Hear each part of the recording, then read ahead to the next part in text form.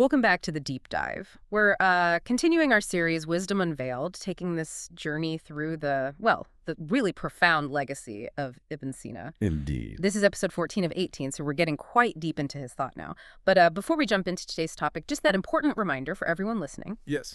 This deep dive is a translation, a reproduction, really, of conversations with Iranian philosophers, people like Dr. Ibrahim Dinani and Dr. Ismail Mansouri Larijani. That's right. So some concepts, maybe some details, they might not be perfectly conveyed in translation. We do apologize in advance if there are any discrepancies there. It's a necessary caution. Okay, so today we're wrestling with something that feels almost paradoxical. If our minds, our intellects are so incredibly powerful, so capable, why can't we just know everything instantly? Well, Why isn't total understanding just there for us? What's holding us back, according to Ibn Sina? that is such a central question. You've really hit the nail on the head.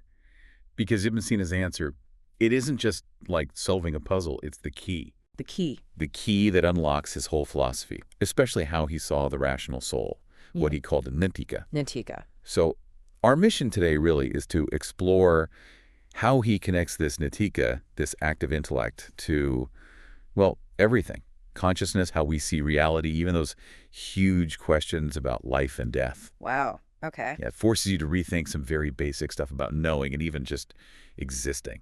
Right. Let's start there then, with the intellect itself. Equal, you said. How did Ibn Sina see that? How is it different from, just seeing something or imagining it? Right. So the fundamental thing for him is that equal doesn't deal with specifics, like not the redness of this apple or the sound of that particular bell. Okay. Instead, it grasps universals. He called them mujarat. Mujarat, universal. Yeah, abstract concepts, disembodied ideas. They aren't tied to a specific time or place. Think about cause and effect. Yeah. The principle itself, you see examples all the time, but can you point to the principle, the universal idea? No, I guess not. It's just understood. Yeah. Exactly. Or math, 2 + 2 = 4. You can have 2 apples, add 2 more. Yeah. But 4, the actual concept of fourness, its truth? You can't, pick it up or weigh it. Precisely.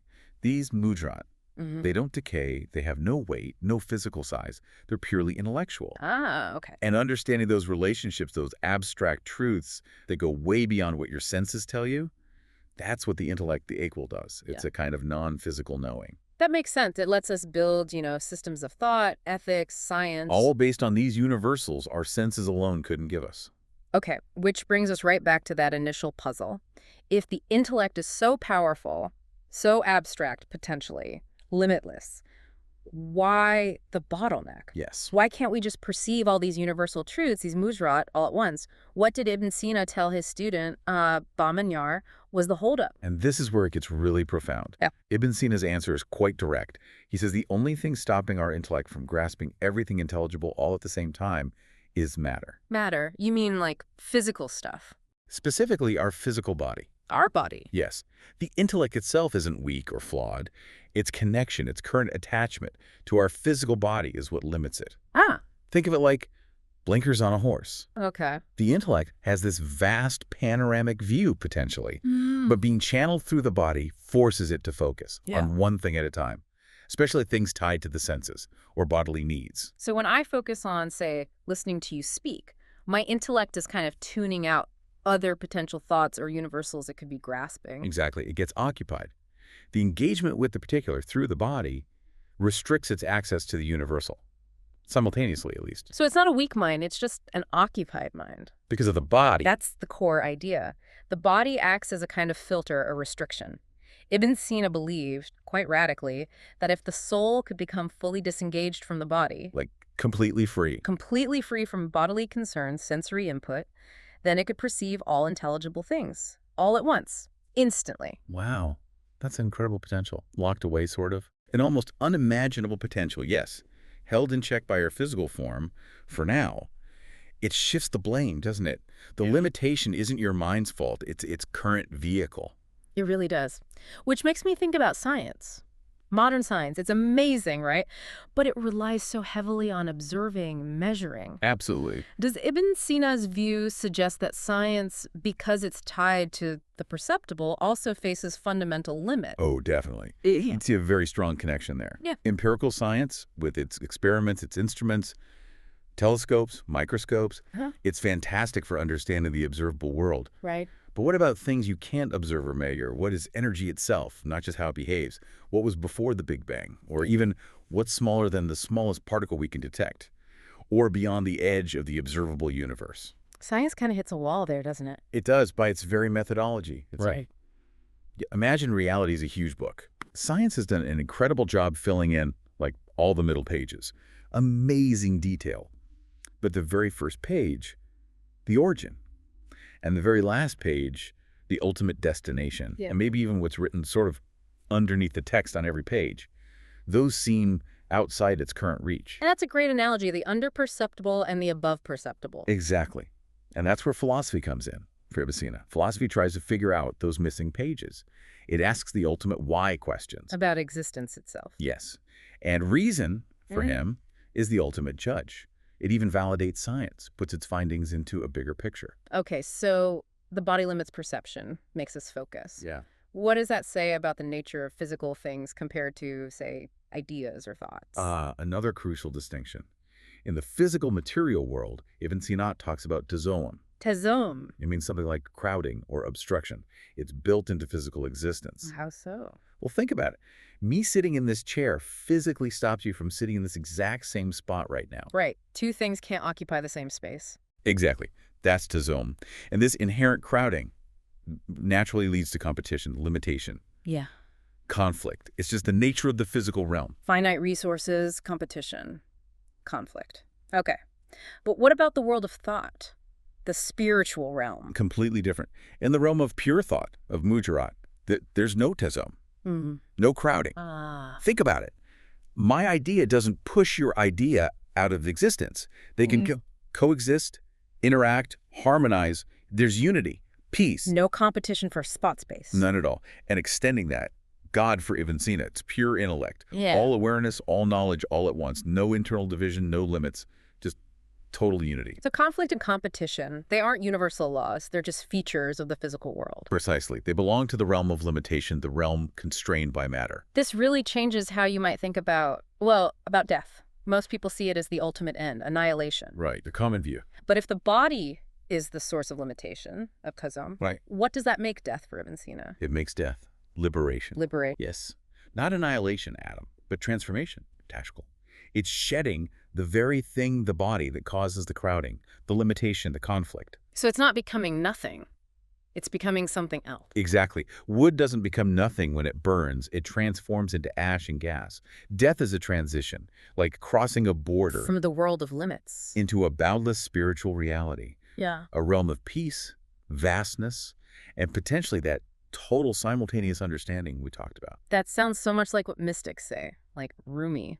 Absolutely. Yeah. Rumi talking about death as tearing a veil, being born into light. It's the same current of thought. The body as a womb. Yes, exactly. The Persian phrase, your second birth. Rumi says, the body is like the mother of the child in the womb. Death gives birth to it from the confinement. Wow. And you see it in others too. Ali ibn Abi Talib, longing for death as freedom. Even Socrates. What about Socrates? When they asked where to bury him, he just sort of smiled and said, if you can find me, bury me wherever you wish. Meaning he wouldn't be the body anymore. Precisely. He'd be elsewhere. It completely reframes mortality.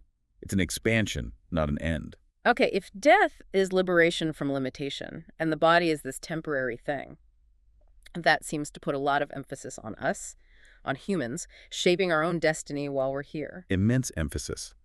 This leads to one of Ibn Sina's most powerful ideas. Humans have the unique ability to create themselves. Create themselves. How? He called it khalaq.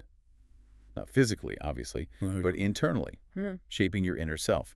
This, he said, is the Jihad akbar, the greater struggle. The internal battle. Yes, the struggle against the lower self, against uncontrolled desires, illusions, oham bakarafat, he called them, like superstitions, baseless fears, and ingrained bad habits, adat. Things that hold us back intellectually or spiritually. Exactly, things that stop us from seeing clearly.